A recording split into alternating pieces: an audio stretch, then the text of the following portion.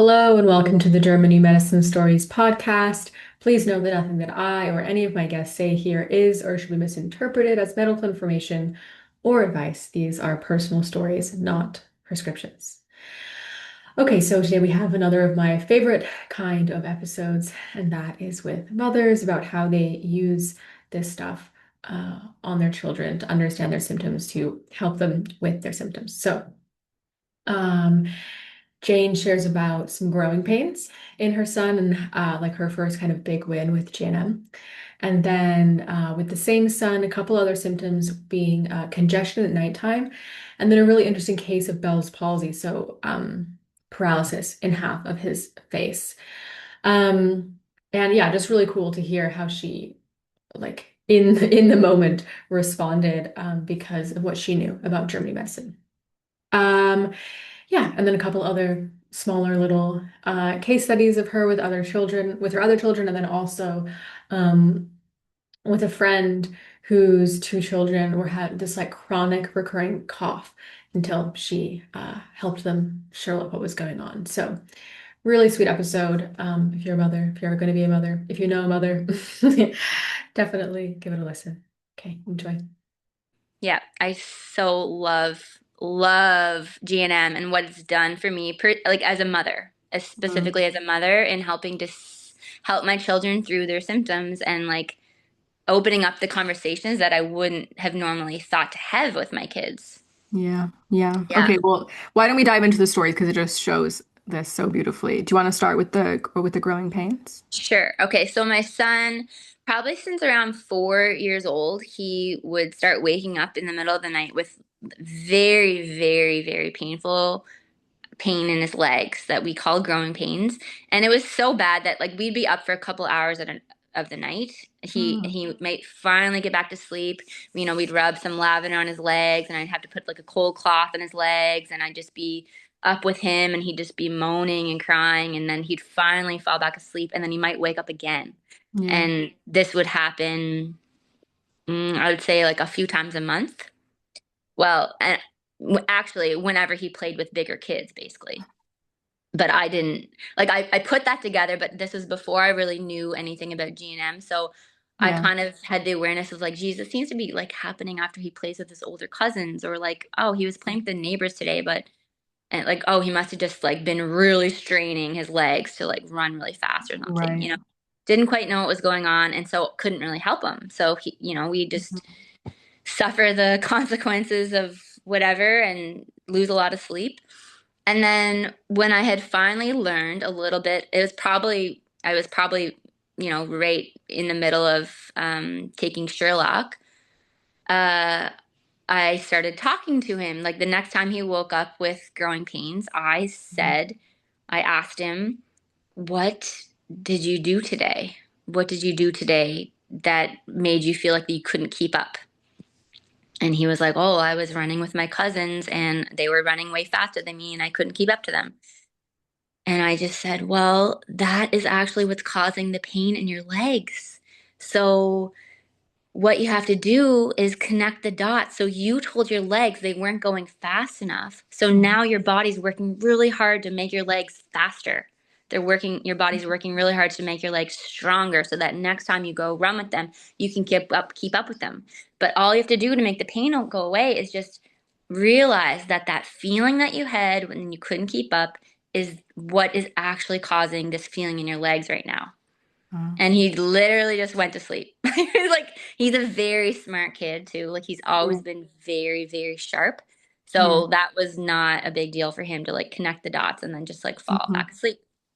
So cool. And then the next time it came up, it was actually before he had fallen asleep. Which was the first time ever before he had fallen asleep, but we were in bed.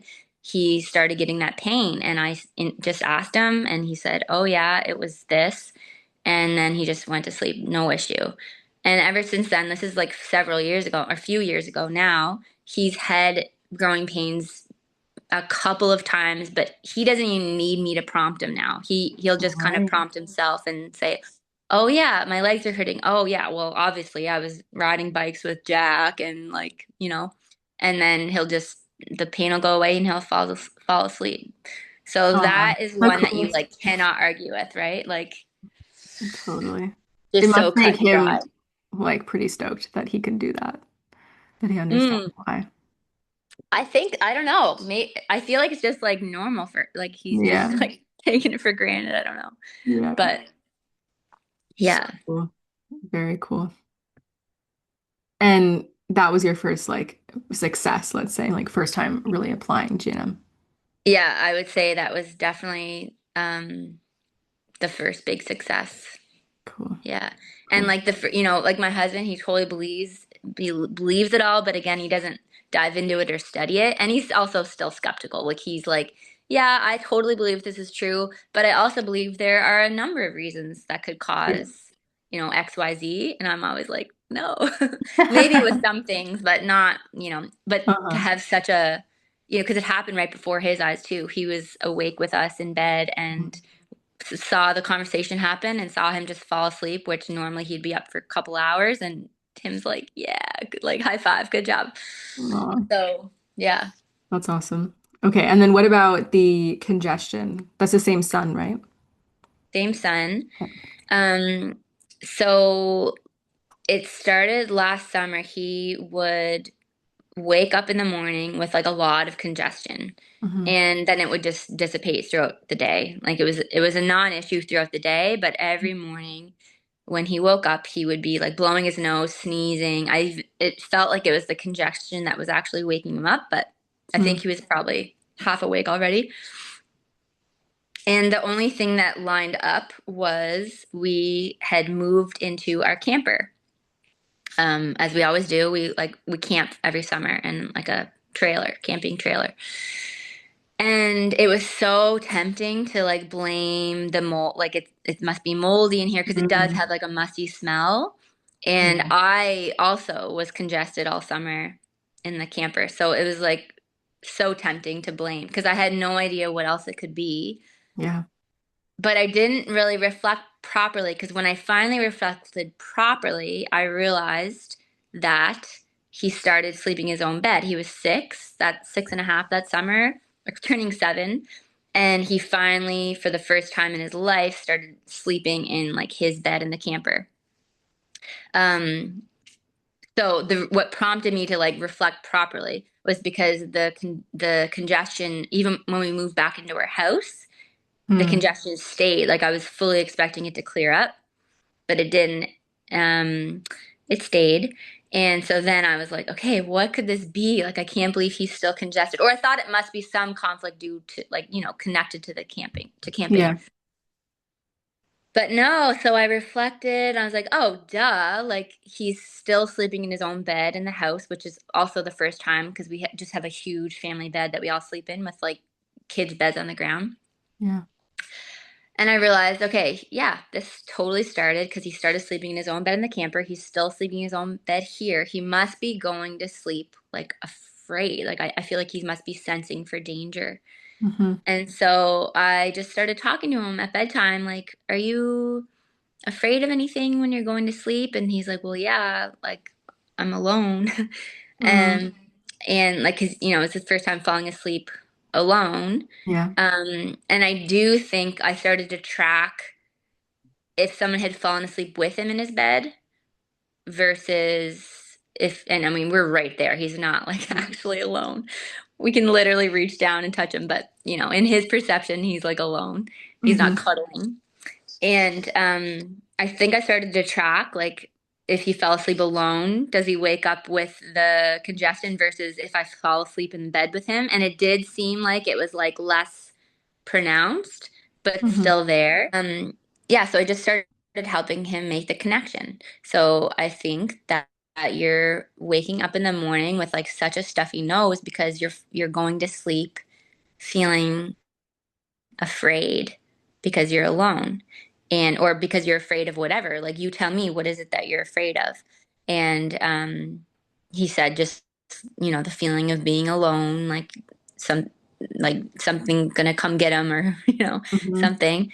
And so it really just helping him make the connection. This symptom is caused by this feeling, Yeah. and once you have this awareness, then the symptom's going to go away if we have the right thing. If we don't have the right thing, we'll keep looking. and Yeah. then, I'll help you find the right thing so that this can go away. And sure enough, within about a week of like talking it through, it cleared up. And we have had some relapses, honestly, lately. And I just haven't had a chance to talk to him about it. But I know I'm so confident that whatever it Yeah. is, this time it could be a stink. Actually, it's coming through right now. I feel like it's a stink conflict because he's been annoyed that, like, because we have got the two girls, like a baby and like the 3-year-old in bed with us.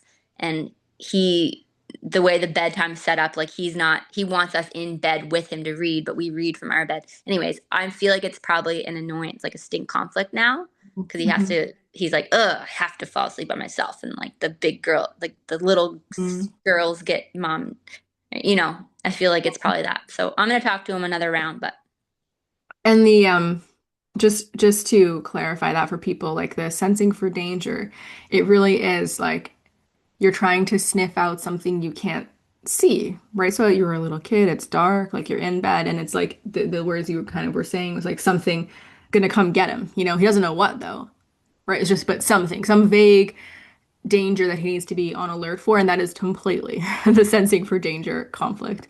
And so yeah, just makes so much sense. And of course, just that transition. And I think I want to say too, it's like hopefully no one's listening and being like, oh my God, okay, I better never put my child alone in their bed because like what if it gives them a conflict? Like I better co-sleep until they're 18. Like that's not the point of this. Because like the point isn't he should never have a symptom. Like you didn't it's not you did something bad by like putting him in his own bed. It's that you got to help him. Like you got to see where he was like struggling and then, clearly he began to feel safe in the bed by getting to process it and talk it out loud with you, or the symptom wouldn't have gone away. So just so fun. So sweet. yeah, I love it. I love that, like, I wouldn't have had these conversations, right? Like when I was just kind of like assuming, like, or just, whatever, too busy to even figure out why he was waking up congested every morning. Yeah. Like it took us like a 4 months to finally have the conversation. But if I didn't know GNM at all, I would have had the conversation, you Yeah. know? Yeah. And we feel when we have these GNM talks, both of us feel this like connectedness. Like I can tell he feels so connected and like almost like relieved that I'm asking about these things that he's keeping private. Yeah. And I don't know, I just feel so connected to him and so empowered, I guess, that like Mhm. I just have this secret tool to help me know what questions to ask. Because Yeah. I would not know what questions to ask at all. Yeah. You Because it shows you direct, like it's a direct path to the like private world. Because obviously hmm you share so much, like so much about your son and the daily life and what he's thinking, but there is a part of his life that's only his, and that is what will often manifest as conflicts, the things we're keeping secret, things we're a little bit Yeah. ashamed about or feel a little ick around, or he wants to be a bigger boy, he wants to be fearless, he Yeah. doesn't want to share that he's scared, and so that yeah, what you're just speaking to, like the relief of like, oh, thank goodness someone has asked me that if I'm scared because I've been really scared, I Yeah. just didn't know how to say it. Totally. Totally, especially because like this sleeping in his own bed, like we really did wait till he was ready. We gave him a little bit of a nudge because, Yeah. I was 8 months pregnant and we already had a toddler in the Mhm. bed, and it was like, okay, buddy, you think you can sleep in your own bed now? It's like right Mhm. here, right next to us. Yeah. So he wanted to, like that really came Yeah. from him, and so it makes sense too that why he was keeping from he did not voice to us that he was afraid. He was like determined, like I'm gonna do this. I'm almost 7. I'm gonna sleep in Mhm. my own bed, and yeah, totally. Very cool. Okay. hmm Do you want to tell the Bell's palsy story as well? Yeah, okay. So just recently we were on a trip in Mexico and we were swimming in a beautiful cenote, which is like a water hole. And there were a few other tourists there, and they were like in the water as well. And my son, we were all a little bit timid about swimming because it was like full of these tiny little fish that like eat dead skin off you. And the tourists were already in the water hole, like laughing, and they Just were older covered, just people, covered in fish eating their dead just skin. literally covered in fish. They were like, Really? Truly? yeah, like Oh baby, my like, God. yeah, they were like baby boomer. They were, like in their 60s, 70s. and And they you were get just in like there and you're letting just the like fish. immediately covered in hundreds of fish. Yeah, like your feet, like where the dead skin are, like your Yeah, yeah. feet, your elbows and stuff.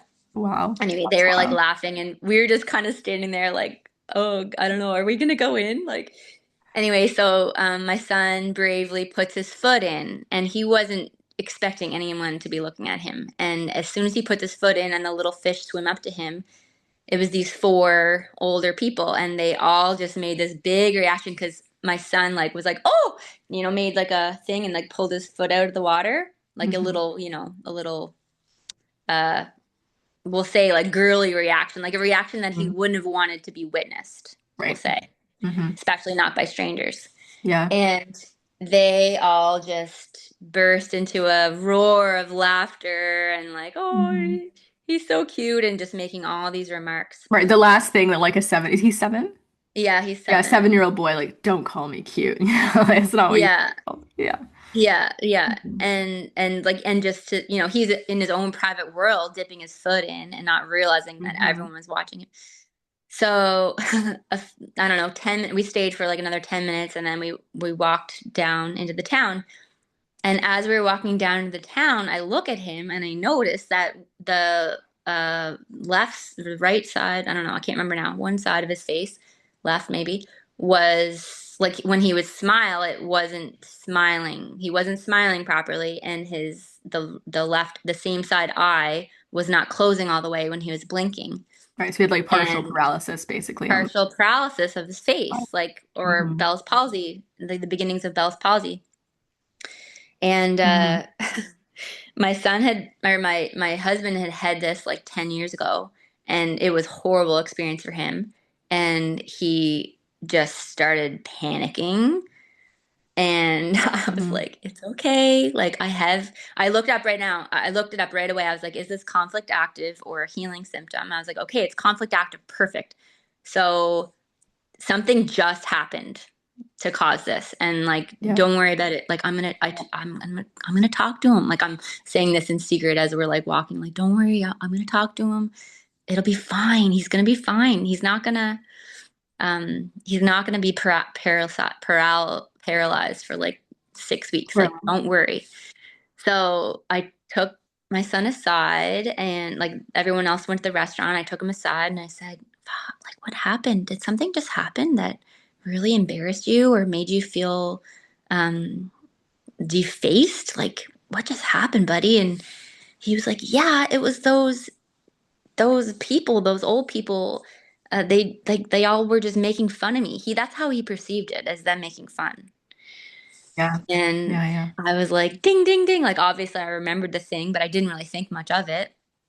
I was like, Hmm. okay, okay, that's perfect. Thanks for telling me. And we just like talked it through. I'm like, so like I'm just having this conversation with you because like I just noticed your face is just acting a little bit funny. So I just want you to like realize like it's okay. You're gonna be okay. Hmm. Like, but if you notice like your eyes feeling dry or anything like that, or if your face is feeling funny, he's like, yeah, my face is feeling funny. And I was like, yeah, that's because you felt so embarrassed by these people, and like don't Hmm. worry about it. Like, anyways, and then he kind of like expressed a little bit of rage, like he was really angry at them, and like he was just so, he was, why did they look at me and why do they make such a big deal about it? And he was expressing all this, and yeah, I was just there for him, and it didn't go away. It didn't go away straight away. Hmm. We talked about it a few more times because I had a couple other ideas of what it might have been, but the timeline didn't line up perfectly either. So I was like, it must have been this, Yeah. and eventually, like, it never got any worse. Hmm. And over the next like 5 days or 6 days, it just went away, and now it's like completely, you'd never ever ever know. Yeah. Yeah. um yeah, but it took him a while to like let it go, I guess. Yeah. Like somebody Yeah. else's words don't always um fall true until you can just like process it and let it go on your own time. Totally. Yeah. Totally. And what a gift that it then didn't like snowball into something else, like you didn't panic when you see it. And oh my God, he's gonna be, not be able to move his face for the rest of his like you just I love Yeah. you already had enough experiences and enough knowledge. You knew to ask the right question, where is this? Is this conflict active or is this healing? and then, a few prompts to him, like just so cool to have like that's what I think about with Sherlock and there's like so working with so many mothers like this like GNM first aid, like Mm. not like I mean obviously I work with plenty of people like lifelong chronic issues and that kind of stuff, but I love it in these situations where it's like, yeah, okay, something comes up on the spot, look it up, question to ask, like, and you can just then, you know, act and speak to your child with so much peace and like precision and things just make sense. Like otherwise you're like, what the hell? I'm just in the middle of Mexico and my kid's face is half paralyzed. Like, what was in the pool? What, oh my Yeah, God, like like what you could, bit yeah, him, like so many things could freak you out. But it's like, Yeah. it just makes perfect sense. He had a loss of face. He felt like public humiliation, like frozen in that moment, not able to like express the anger that he was feeling. And, his body adapted. Like, yeah, it's so cool. But it also like blows my mind at how something like that, like how deeply certain people take things. Mm-hmm. Mm-hmm. Like because it just helps me see him like Yeah. clearly. It's like, wow, like you don't take things lightly, No. like it's amazing. And the thing is too with kids, like I always know, like this is with kids, they usually let things go eventually. Like you don't have to know GNM for things to just clear up. Like Mm-hmm. I might not have asked him any questions and it still would have cleared up probably maybe in the Mm-hmm. same amount of time, Yep. but it's just for him to be able to get that off his chest, which rather than, hold it and then, yeah, maybe it could have snowballed into something else, or maybe then he would have gotten conflict active by another thing and it could have became worse, or maybe he Yeah, would have, and just for you to just be like, okay, it's fine. Right? yeah, Like exactly. to not like have a whole thing about it and just be like, oh, what a funny Yeah, what a funny symptom and what a funny thing to take so seriously. But, you know, yeah, he has the perception that he has. yeah, Hmm. Hmm. Awesome. yeah. Okay. Should we talk poor kid, we're going through all of his conflicts, but it's cool that there's so many stories in a row of one child because like with all of these, there is this through line of just like a little that like young boy pride, of like Mhm. I don't want to be like perceived as, weak or girly or wimpy. That's Mm. kind of like a bit of a through line of all the symptoms in terms of like it seems how he perceives the world. Yeah, that's true. Okay, well, maybe we'll give your son a little break and go to a different kid. Do you mind, like, I know you were like a little hesitant because you haven't like, resolved this, but to me, it's like I really don't care about like we can only share stories on the podcast that are like, 100% complete. So I love this story with your daughter because I think it's going to give people some insight into the aggressive constellation. How old is your daughter now? So yeah, my daughter is 3.5. And she was a bit of a late speaker. So like I don't know, like around 2, like she still wasn't saying a lot.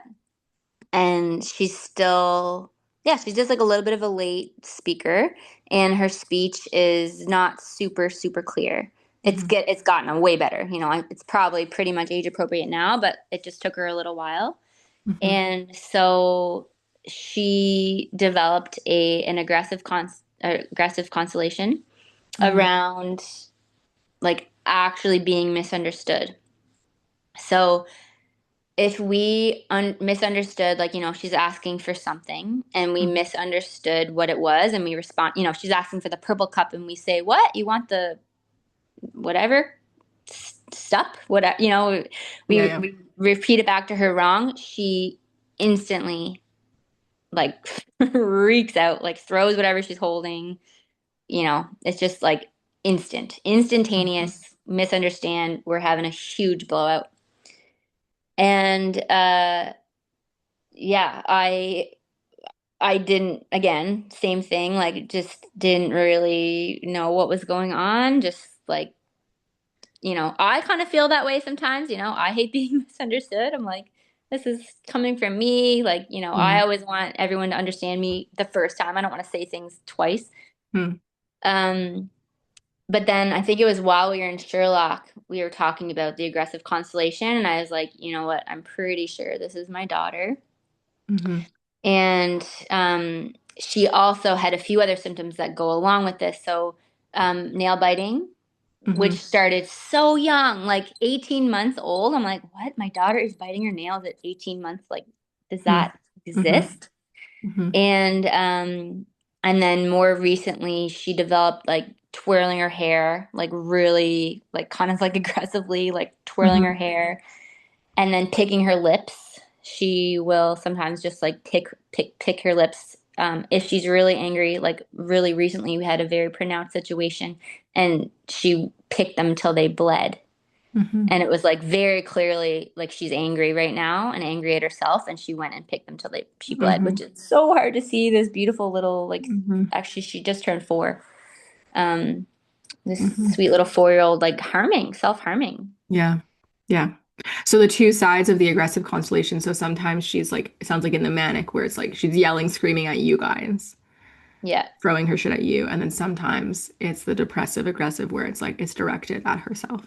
So Yeah, but it's just sometimes like it kind of will, load on different sides. she'll have like a big outburst at us, and then she'll run away to be by herself, and then like Mm-hmm. pick her lips or Mm-hmm. bite her nails. Mm-hmm. Mm-hmm. Okay. So I was really And observing. yeah, yeah. Tell me about how you kind of like started to recognize the pattern. Yeah, so I was just trying to make sense of it all. I was really trying to observe when she did the nail biting, when she was picking her lips, like, you know, I Mm-hmm. was trying to discern, like, is this to do with her brother and like her personal space? And um I couldn't see any pattern there. And I think really it's just so embedded. Like there's no patterns. It's like she would do it when she has me to herself. She does it when I have the baby. Mm-hmm. There was no pronounced pattern. It feels like it's just really embedded in her daily life as far as like communicating. Yeah. Like how well am I being misunderstood, or how well am I being understood? Right. And so it's, just recently we were trying to make Easter baskets. I'm trying to do this sweet little craft with my kids, and she perceived me as misunderstanding how she wanted the paper glued on. Mm-hmm. And I'm pretty sure I knew what she wanted, but it's just Yeah. at that second when she thinks I'm doing the wrong thing, like if she sees my arm move in the wrong way, as the opposite way as she wants it to move to Mm-hmm. fulfill her desire instantly. Yeah. Like it's so yeah, so this little basket we're making, I move my arm the wrong way to glue the paper on, and she grabs it, runs out of the room, tears every bit of paper that we had just spent an hour gluing on, stomps on it. I don't want an Easter basket. So it's like, yeah, that's aggressive constellation, and it's related to actually being understood, Yeah, like that makes because sense. her Like an speech is original delayed. conflict where like she thinks she's speaking clearly, Yeah. and then you're reflecting back like no, you know, and then her like taking that as a critique and as like it the I think we've talked about this in other podcasts about the aggressive constellation, but like being ranked lower by other people than where you would rank yourself, or being perceived lower than where other people would perceive you. And in this case, it sounds Right. around very literal communication. And that for her, that there's like a sense of, yeah, like nobody loves me. You know, people are kicking me out. Like I'm not kind of a part of the team, a part of the family unit in this moment. And so it's interesting. Yes. Um, yeah, just it's like when you don't do like when you don't whatever do this thing with the paper the way she wants, it's like it's not just like, oh, a practical issue. It's like you know, you hate me. Like you don't want me in this like if you really cared, you would have understood a certain way or something like that. Yeah. Hmm. Yeah. And it's like because like her speech, like the clarity of her speech has gotten so much better, but she still can't verbalize like what's in her head Hmm. sometimes, if it's like a complicated, like she's ahead in her mind. She's Yeah. further ahead in her mind than she is in her speech. So if she wants to Hmm. communicate something like very like convoluted or like just something a little bit Yeah. more obscure, Hmm. she can't create the sentence. And so she wants me to read her mind. Yeah. If she can't explain like how she wants me to put the paper, she just wants me to read her mind. And if I don't read her mind, it's like I don't love her because I'm Hmm. not reading her mind or something. Hmm. Yeah, Hmm. which I can relate to as a as a Uh-huh. woman. Uh-huh. Like that's totally in my personality too. Like I want people to Yeah. read my mind. Yeah. Yeah. So yeah. Wow, cool. Well, I mean, just so helpful to have the lens of the identity conflict and like understanding why and very interesting. I just love hearing like all the little different shades of all the conflicts and yeah, especially in kids. So cool. Do you want to end with the oh no, we actually have two more stories. Did you want to share the one about the baby acne? Oh yeah, so I have a third daughter, a third child, who is like 6 months old now. And when she was just a couple of days old, I just spent like an hour or two or three. I don't know. I just couldn't stop. We were just in bed and I was just stroking her soft little head in this one little spot. I couldn't stop. It's just this one spot, stroking her head, like right where her hair meets her forehead, and just stroking her soft, soft hair. And then we woke up the next morning and she had this huge patch only where I was stroking of acne, and it was so clear, and I just had this smile, like like, oh my gosh. uh she felt attacked by my stroking. Like it was too much. Like I just Mhm. think, she had just come out of the womb with like no touch, and then all of a sudden this Uh-huh. my mom is, like, why didn't she stop? I mean, who knows what was going through her head, but Yeah. obviously, or maybe even her body. Like I'm wondering if it's just her body felt under attack. It wasn't Hmm. even on the level of the psyche because she was so brand new. Hmm. Um, but just to so clearly see what the conflict was. And yeah, and then baby skin heals so fast. It cleared up so fast, but it was just so cool to know exactly what it Yeah. was that had Especially when caused they're that. so young, so they can't communicate at all, really. And so just Yeah, that little window of a symptom, like it just, I mean, I yeah, felt that. I felt that, like I remember so clearly, like the first time my son had hiccups, like in the womb, and I was like, it just felt like this miracle moment because I was like, oh, I know how you're feeling right now. Like, yeah, oh, you yeah, just had an overwhelmed conflict. It really, this like totally mystery world inside my womb and this human that I have no idea. I didn't even know he was a boy and I didn't know anything. Who are you? And it just felt like, oh, yeah. right in this moment, like I do know how you felt in some way. Yeah. Yeah, it's so Hmm. cool. Oh, and sneezes. I have like it's pretty obvious her sneezes. Um, if I like nurse her when she's not hungry, if I like misread her signal, Hmm. as soon as she pops off, like I don't know why some babies, like, she doesn't just pop off automatically. It's like they have this such a strong sucking reflex that Hmm. you give her something to suck, she's gonna suck it whether she's hungry or not. So every time I nurse her the wrong time, like if she's not actually hungry, as soon as she pops off, she'll sneeze or have a few sneezes. I'm like, oh, sorry, you weren't actually hungry there, were you? Like you didn't want to be fed. Oh, That's that's so pretty fun. cute. That's so consistent. Like she still does that, which is Very, pretty cute. very Yeah. fun. Okay, well, do you Hmm. want to just end on how you've been able to also help another friend with her kids? It's a sweet story. Yes. Yeah, so I'm always talking about GNM. I'm always like telling my stories and encouraging my friends to just like talk to their kids about their symptoms because it's just changed our life for the better so much. And so I had a friend who has a couple of daughters and like like 8, 10 years oldish, and they had this ongoing cough for months. And finally, I talked to my friend and I said, like, you know, talk to them about what what's scaring them, what they're afraid of. And, at first she was a little resistant. She's like, well, like, I Hmm. know, like, there's nothing. Like, I can't think of anything. I'm like, no, talk to them. Talk to them. So she finally did. And what came out was there's this like bully at school who they were afraid of. They didn't know, like, she's a frenemy. So every day they go to school, they didn't know if they were going to be a friend or an enemy of this girl. And this all came out. This all came out that my friend had no idea that her daughters were going through this at school. And literally, after they had the conversation, like the next day or the day after, the cough was just a memory. It was just gone. Even though the issue was still there, but they had this big talk. I think it was probably breaking the isolation for them that, you know, that this was happening. And it was really cool. I love getting the text like, oh yeah, the cough's gone. Why didn't I do Yeah. that sooner? And such like humbling insight too of even like such, attentive, like present mothers. There's still parts of your kids' lives, that you just and how they see like the little intricacies of their perception and what matters to them that you'll just never be privy to unless can read their symptoms and get that little window.